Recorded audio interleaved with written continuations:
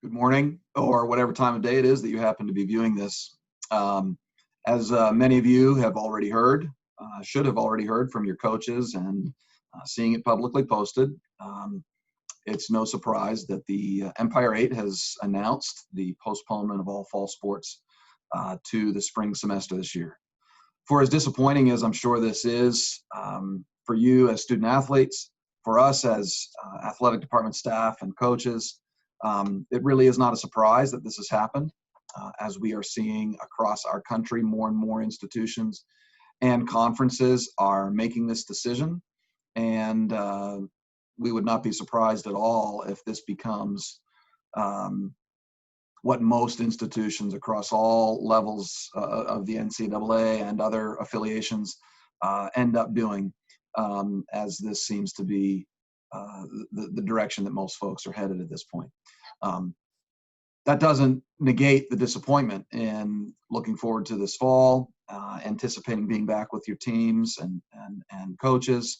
But out of regard for your safety, for the safety of our communities, all of our local communities in the Empire 8 and the Houghton community, your safety is at the forefront of what we're wanting to do. And we want to create as robust and as positive a athletic experience for our student athletes and for our community. And we feel that this gives us the best opportunity to do that.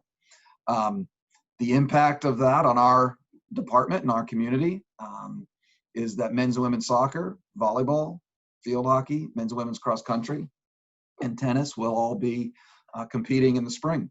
The positive for this is the Empire 8 is already beginning work on constructing schedules for in the spring semester for all of these sports.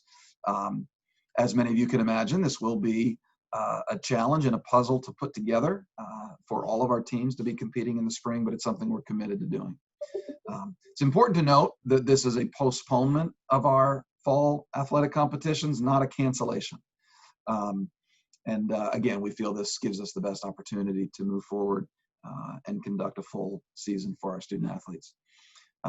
Our plan is to retain our athletically related activities for our student athletes this fall in as robust a way as we can, while staying within local health agency protocols and guidelines and NCAA guidelines as they are showed with us. Our coaches are already thinking about and working on plans for how to make that happen.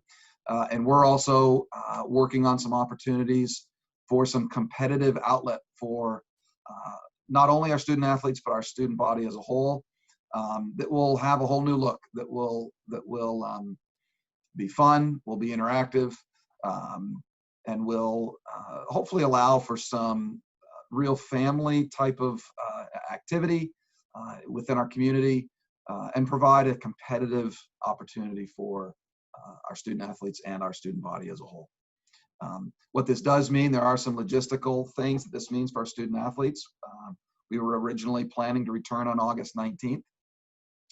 Student athletes will now be asked to return to campus on the weekend of August 21 through 23 in conjunction with the rest of our student body, and just making plans to do that, and information on how that can happen and what times and so forth that you can move in can be found on the Houghton website at the coronavirus link, where Dean Smithers has been posting regular updates about what it means to return in the fall.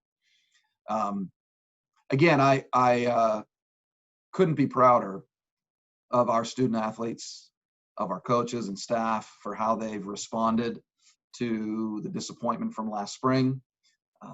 Obviously, the information that was shared last night is also a disappointment, although I think it's a different sort of reaction. It's not probably so much of a shock as the spring was. I think many of you students that have heard this probably thought this might happen. Not that, again, that it negates the disappointment, but I couldn't be prouder of our coaches, of our student athletes, all of you that represent our institution and God so well. And my challenge to you and to all of us is that during this time of stress and unrest, that we come together as a department. We remain committed to our mission of being competitively excellent, ultimately for the glory of our God. Thanks to all of you. We look forward to seeing you in the fall in just about a month, and moving forward together as we navigate these uncertain times. Thank you for listening to me, and I'm available for questions as you have the need. Please feel free to reach out to me. Thank you.